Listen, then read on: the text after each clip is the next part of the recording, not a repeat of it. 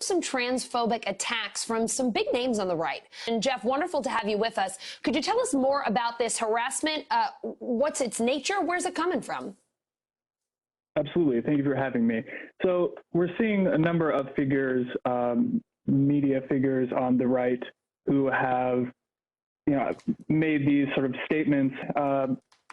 For instance, podcaster Ben Shapiro has misgendered her in a tweet. Breitbart, the conservative media outlet, also misgendered her, as well as deadnamed her, referred to her by her former name. And in fact, in that article, referenced that this was something that Dr. Levine had dealt with before, but still deadnamed and misgendered her nonetheless.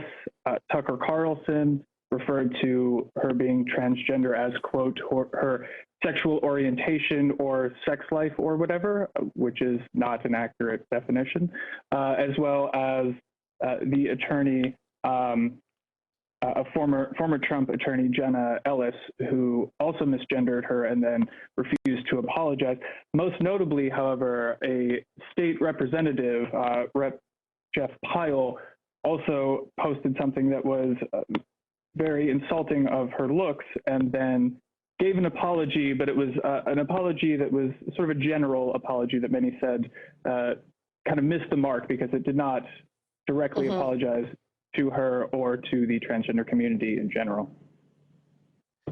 So Jeff, let's talk bigger picture here, because misgendering and deadnaming certainly insulting and hurtful to Dr. Levine, but this is also detrimental to the wider transgender community. What is the broader concern here?